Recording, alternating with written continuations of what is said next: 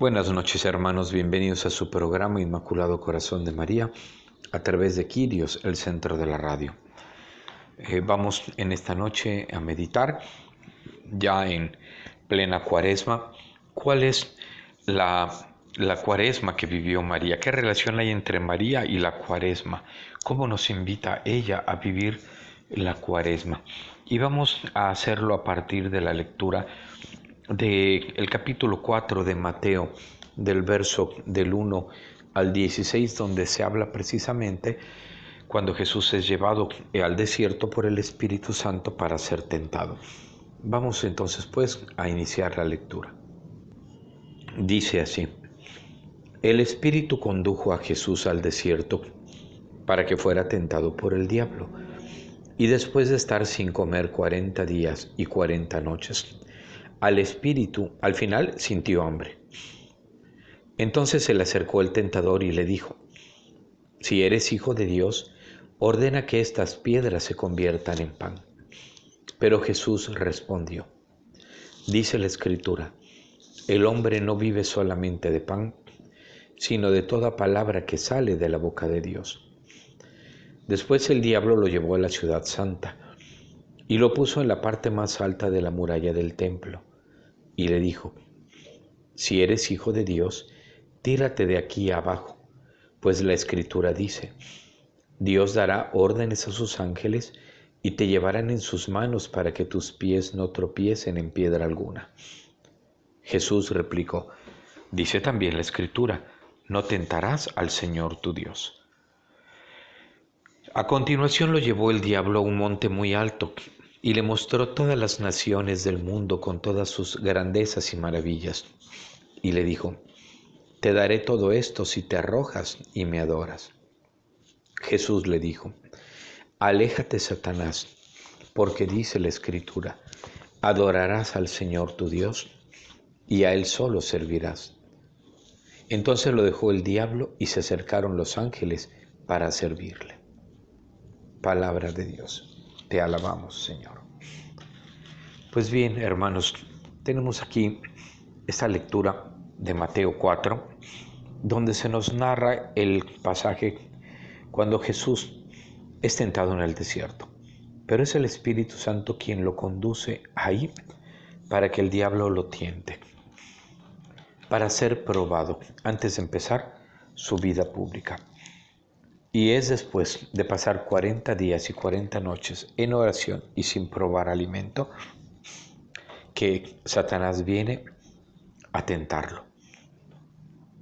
Es una prueba que el Padre quiso que su Hijo pasara como hombre, porque como Dios, pues Él no peca, Él no puede pecar.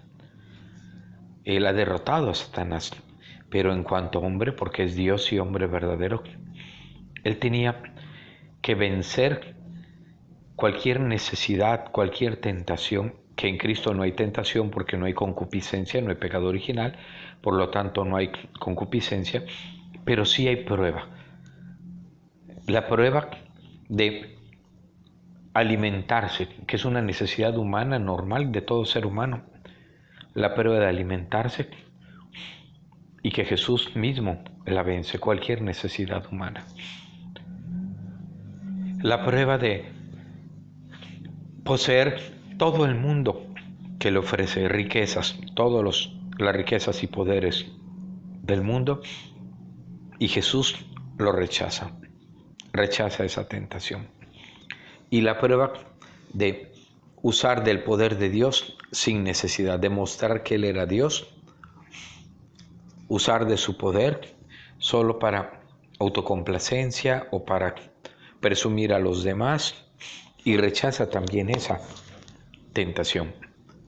Cristo vivió su cuaresma esos 40 días, pero no solamente esos 40 días, toda su vida, y especialmente una vez que inicia su vida pública, empieza para él una cuaresma, o sea, un conjunto de pruebas, un conjunto de sufrimientos, un conjunto de momentos en los que tendrá que esforzarse y sufrir como hombre que era, porque tenía un cuerpo, una vida humana como cualquiera de nosotros, por hacer la voluntad del Padre, hasta que llega su pasión, que es su gran cuaresma, su muerte, pero eso le permite entrar en la resurrección, una vez superada la prueba. Todos nosotros tenemos que vivir una cuaresma y morir con Cristo si queremos un día resucitar con Él. Y también la Santísima Virgen. Decíamos que la cuaresma de Cristo fueron esos 40 días en el desierto. Fue desde el momento en que Él nació, los sufrimientos, quisieron matarlo, tuvo que ir a Egipto, todos los acontecimientos de su vida. Y especialmente en su vida pública, el rechazo del que era objeto, la burla, el desprecio, la falta de fe en Él. Y especialmente en su pasión y su muerte. Moisés también vivió una cuaresma en el desierto 40 años. Abraham también vivió una cuaresma, vivió en el desierto y fue probado. Todos los hombres de Dios han vivido una cuaresma y han tenido que superar esa prueba en el ocultamiento, en la sencillez, en el silencio, amando, orando, ofreciendo. Y encontramos así a la Santísima Virgen, la cual también vivió una cuaresma precisamente junto con su Hijo. Ella vive una cuaresma desde el momento en que le es anunciado que va a ser la madre del Señor en Lucas 1:26. Empiezan los problemas para ella. ¿Cómo decirle a José que está esperando del Espíritu Santo un hijo si estaba comprometida ya en matrimonio con él? Ahí empieza su cuaresma. Ahí empiezan sus problemas, ahí empiezan sus angustias, su prueba. Y así sucesivamente.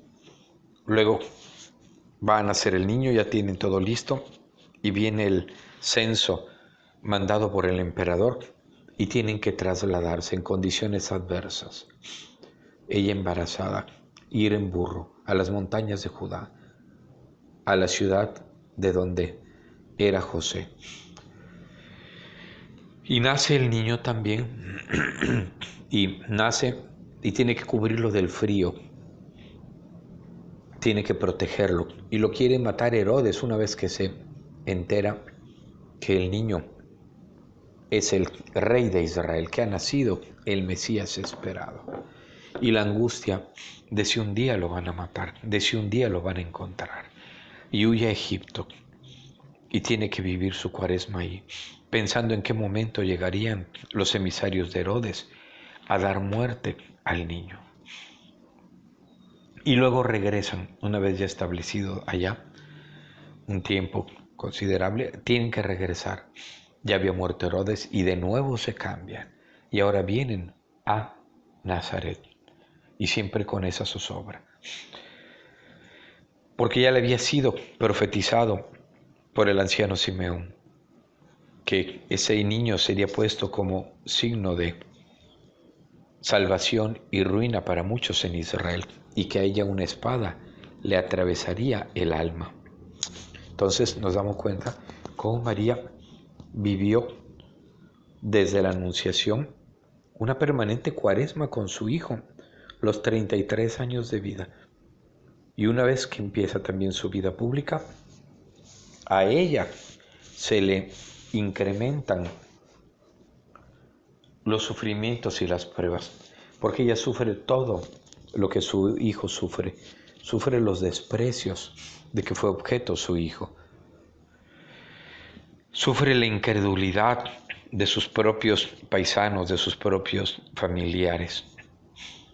Ella tiene también que sentirse a los ojos de los demás relegada, pero ella sabía que no era así. Cuando su hijo dice: ¿quiénes son mi madre y mis hermanos? Son los que escuchan la palabra de Dios y la ponen en práctica.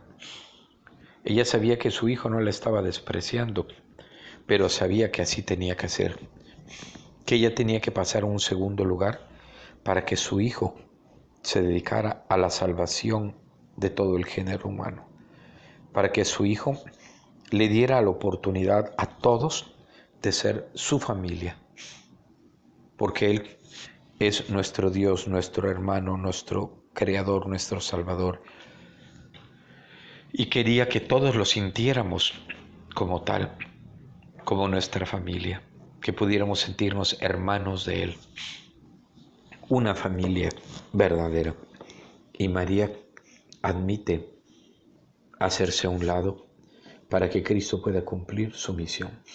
Y luego, llegado el momento, la pasión y la cruz, María sufre con Él verdaderamente, realmente, toda una cuaresma. Por eso, el Vaticano II, en el documento Lumen Gentium, es el capítulo 8 de la Lumen Gentium que habla sobre María, en el número 58, describe de una manera muy hermosa cómo María vivió esta peregrinación de la fe. Ella realmente tuvo que sufrir y vivir todos y cada uno de los acontecimientos de su Hijo, como verdadera madre, como verdadera creyente. Así lo dice el número 58 de la Lumen Gentium en el Concilio Vaticano II. Voy a leer, dice así. En la vida pública de Jesús aparece reveladoramente su madre ya desde el principio, cuando en las bodas de Caná de Galilea, movida a misericordia, suscitó con su intercesión el comienzo de los milagros de Jesús Mesías. Juan 2 del 1 al 11. A lo largo de su predicación, acogió las palabras de su Hijo, exaltando el reino por encima de las condiciones y lazos de la carne y de la sangre. Proclamó bienaventurados a los que escuchan y guardan la palabra de Dios. Marcos 3:35, Lucas 11, 27, 28. Como ella lo hacía fielmente. Lucas 2, 29 y 51. Así avanzó también la Santísima Virgen en la peregrinación de la fe y mantuvo fielmente su unión con el Hijo hasta la cruz, junto a la cual, no sin designio divino, se mantuvo erguida. Lucas 19, 25, sufriendo profundamente con su unigénito y asociándose con entrañas de madre a su sacrificio, consintiendo amorosamente en la inmolación de la víctima que ella misma había engendrado, y finalmente fue dada por el mismo Cristo Jesús, agonizante en la cruz, como madre al discípulo con estas palabras: Mujer, he ahí a tu hijo. Juan 19, del 26 al 27. Hasta aquí la cita de la Lumen Gentium 58. Pues bien, hermanos, nos dice la Iglesia entonces que María vivió una auténtica peregrinación de la fe y mantuvo fielmente su unión con el Hijo hasta la cruz. O sea, toda la vida de María fue una cuaresma, así como la vida de Cristo. Imaginemos, de ser Dios, de estar en el cielo, bajar aquí a esta tierra, a este valle de lágrimas. Así lo quiso Dios, quiso vivirlo. Y Él quiso sufrirlo para que sintiéramos su amor y que Él nos entendía. Y quiso que su madre también lo sufriera. Todas esas pruebas, toda esa cuaresma, quiso que María también la sufriera. Y María lo vivió así, lo vivió con fe. Aunque veía que el Hijo crecía y no se manifestaba, pasaron 30 años hasta que pasaran su vida, para que iniciara su vida pública, y ella con fe esperaba la manifestación de su Hijo. Creía que su Hijo era el Mesías y que su Hijo se iba a manifestar. María vivió la peregrinación de la fe, como su Hijo Jesús, como Moisés, como Abraham, como los patriarcas, como todos los hombres santos del Antiguo Testamento. Y de esa manera cooperó en nuestra redención.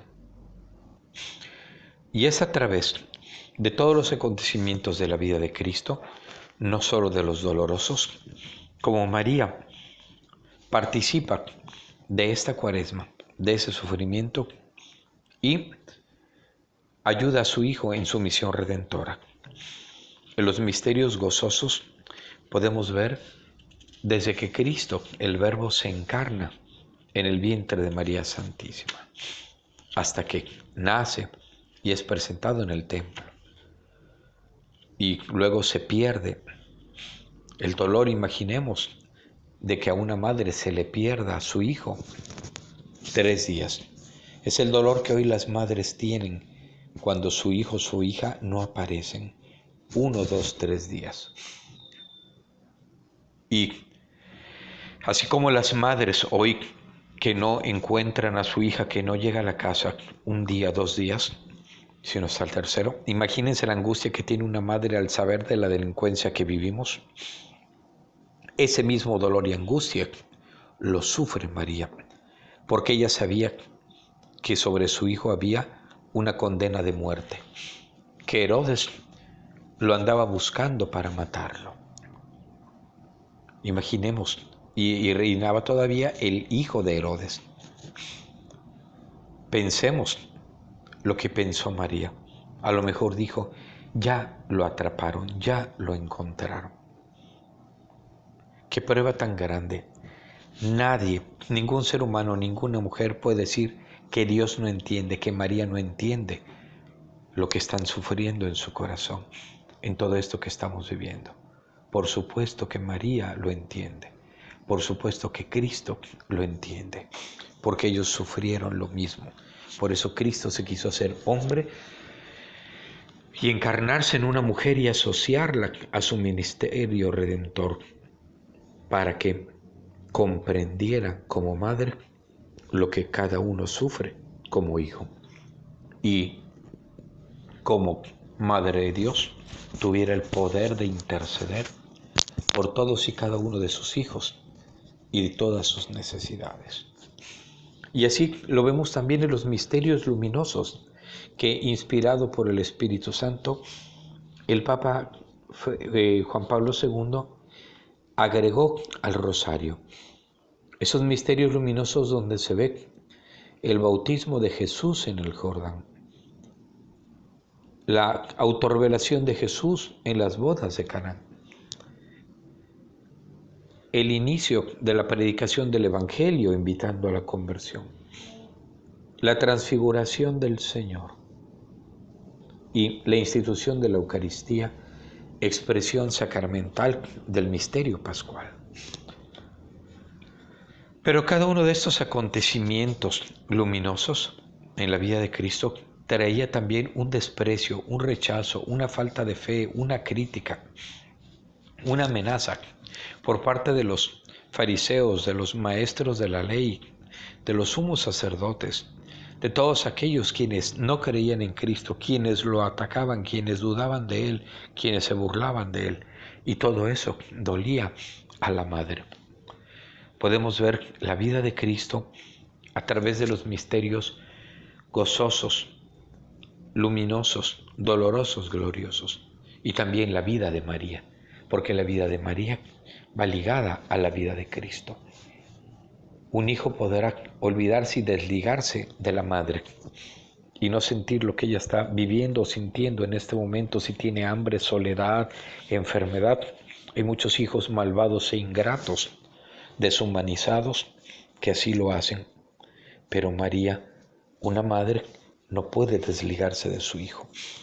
Donde esté, piensa, ¿cómo estará mi hijo? ¿Cómo se encontrará? ¿Estará bien?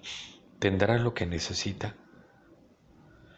María vivió ese caminar de la fe junto con su hijo el tiempo que él vivió aquí en la tierra.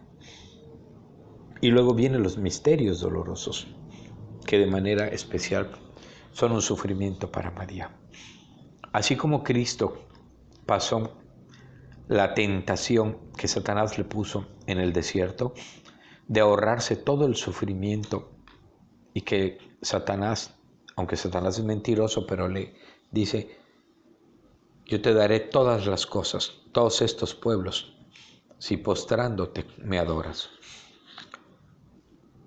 Pero Cristo tenía que conquistarlos con el sufrimiento, con la obediencia, muriendo en la cruz como el Padre lo había mandado.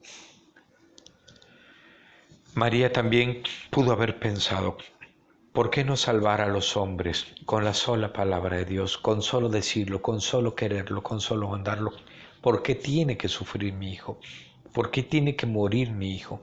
¿Por qué tiene que ser traicionado, vendido, azotado, humillado, coronado de espinas, flagelado, escupido, blasfemado y finalmente traspasado por clavos y muerto en la cruz? ¿Por qué? ¿Por qué?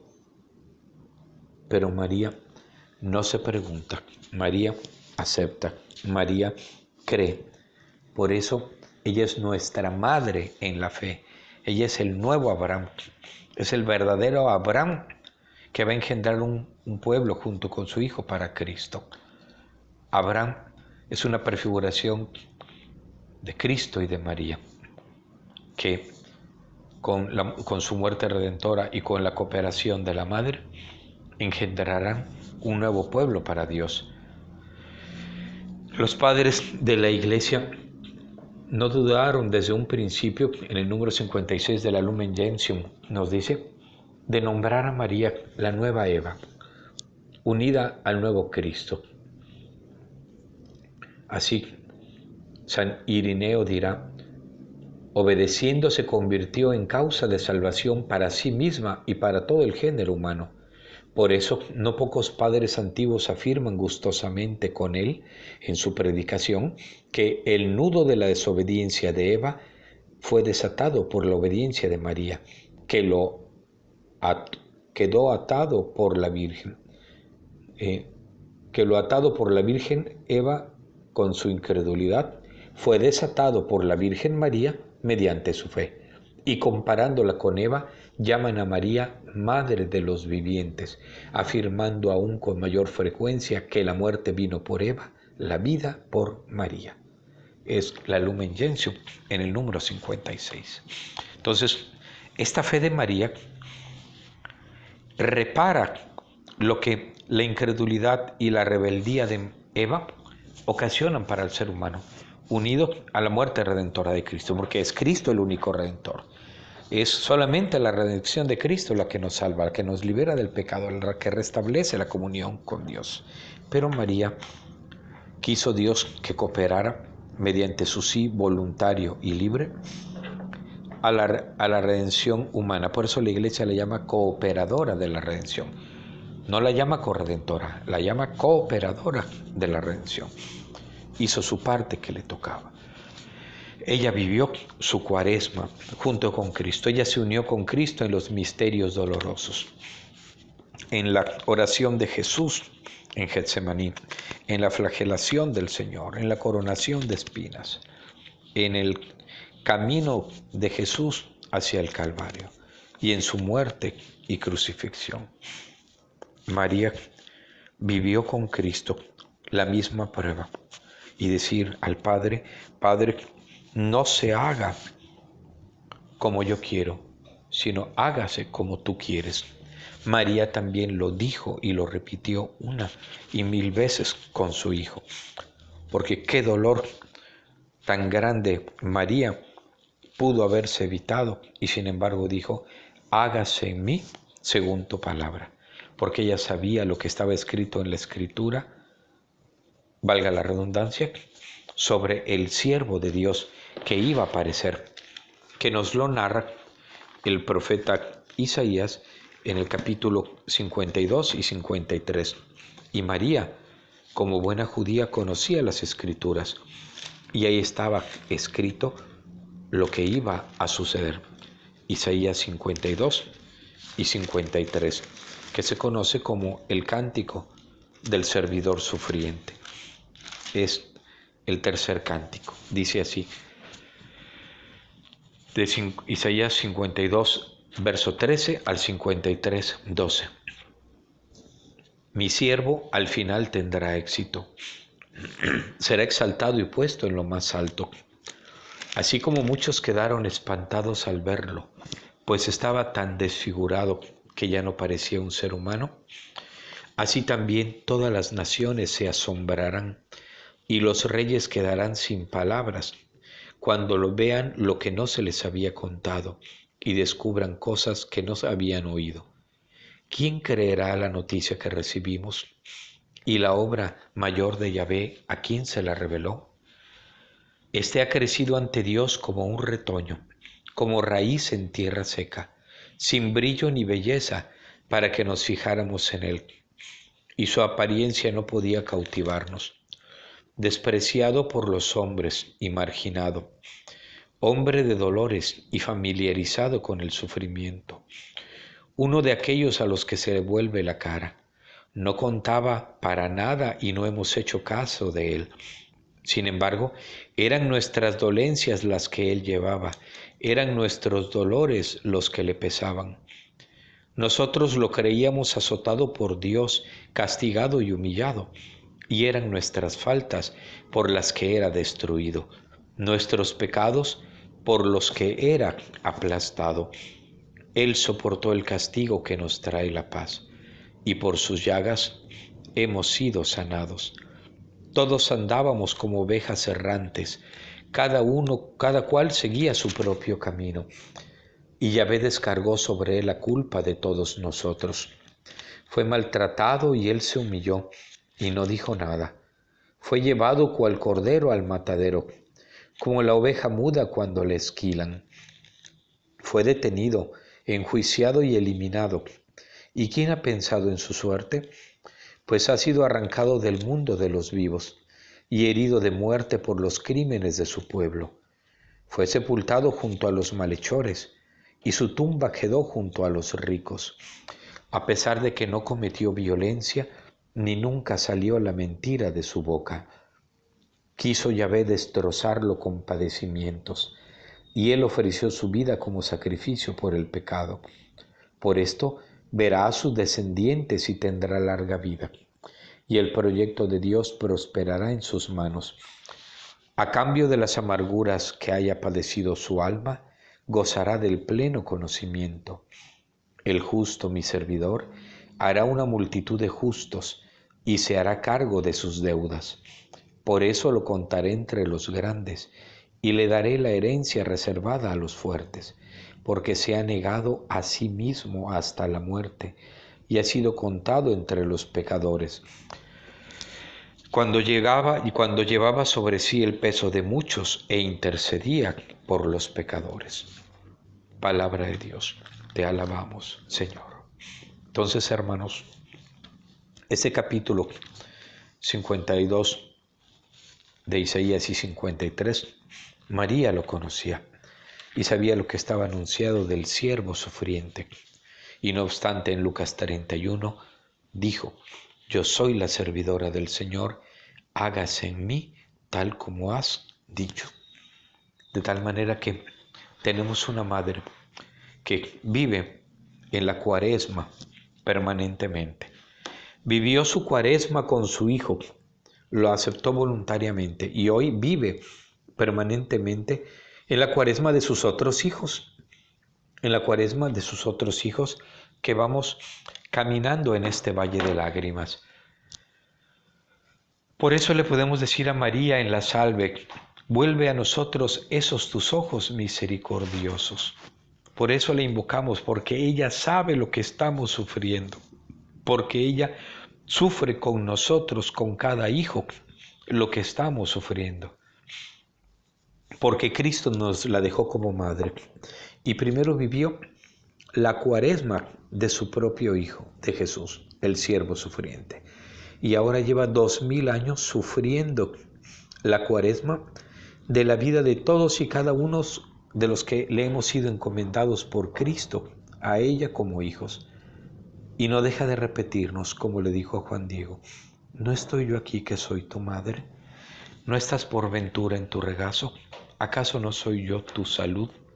María sigue recordándonos que es nuestra madre y que está con nosotros, que sufre con nosotros, que intercede por nosotros, para que nos sentamos cobijados, protegidos, guiados por ella, confortados en nuestro dolor, sanados en nuestra enfermedad. Esa es la cuaresma nueva de María. Vivió su cuaresma con su Hijo y ahora vive de nuevo esa cuaresma con todos y cada uno de sus hijos, contigo y conmigo. Démosle gracias a Dios por habernos dado una madre así, una virgen fiel, que en los momentos de prueba no huye, sino que se mantiene fiel junto a cada uno de sus hijos, junto a la cruz de cada uno de sus hijos, así como se mantuvo fiel junto a la cruz de su Hijo Jesucristo cuando le tocó morir, y ahora permanece con cada uno de nosotros. Démosle gracias a Dios por habernos dado a esta Madre fiel, fiel en todo momento, fiel en los misterios gozosos, como en los luminosos, como en los dolorosos y en los gloriosos. Siempre está con sus hijos y nunca los abandona. Y pidámosle a María que nos enseñe a vivir como ella la cuaresma de nuestras vidas, siendo fieles a Jesús para poder un día después de nuestra muerte, después de tomar la cruz y seguirlo y morir con Él, gozar de la resurrección con Él en el cielo.